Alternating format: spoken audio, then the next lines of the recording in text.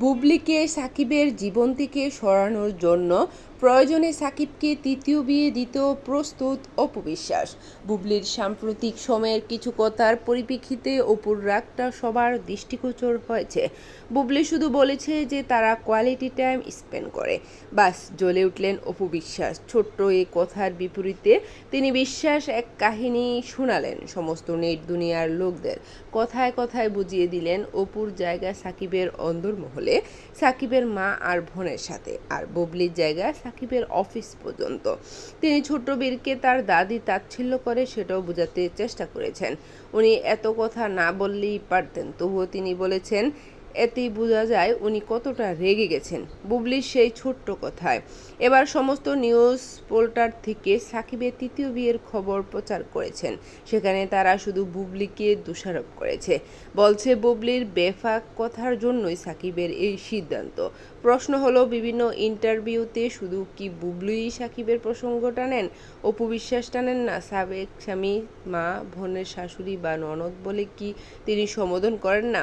তিনি কি তাদের বাড়িতে খাবার রান্না করে নিয়ে যান না? তাতে কি সাকিবের পরিবার বিরক্ত হন না? যদি না হন, তাহলে অপুকে তারা আবার তাদের ছেলেকে দিয়ে বিয়ে করিয়ে ঘরে তোলেন না কেন? তাহলেই তো সব বিতর্কের অবসান হয়ে যায়। শুধু শুধু বুবলিকে পেছনে পড়ে থাকা কেন? কেন বুবলিকে প্রত্যেক অনুষ্ঠানে গিয়ে অপমান করেন অপু বিশ্বাস? ওনার সাবেক স্বামীর পরিবার যদি ওনাকে এতই পছন্দ করেন, তাহলে সেটা জনসমক্ষে কেন বলেন না? সাকিবের পরিবার, সাকিবকে কি বুবলি একান্তই সন্তানের উছিলা নিয়ে বিরক্ত করেন? জয়কে নিয়ে অপু বিশ্বাস কি সাকিবের কাছে যান না? আমেরিকাতেও গেছেন, সবাই দেখল, তবে একা কেন? কেবল বুবলির দোষ কেন হবে? তাহলে ভাষ্যমতে সেই কথা সাকিব কোনো বলেন না সবার সামনে, কেন নিজের সন্তানের মাকে সবার সামনে কথা শোনান? দোষ একা অপু বিশ্বাসের না, আসলে বুবলির বিরুদ্ধে অনেক বড় শক্তি কাজ করছে। তাই বুবলি যাই করুক, যাই বলেন, সেটা নিয়ে সমালোচনা বেশি হয়। বুবলির উচিত এসব বাদ দিয়ে কাজে আরও বেশি মনোযোগী হওয়া।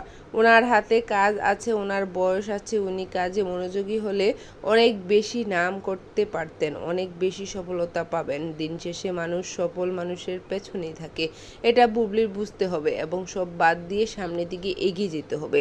ওনার সফলতাই পাবে সব কথার জবাব দিতে।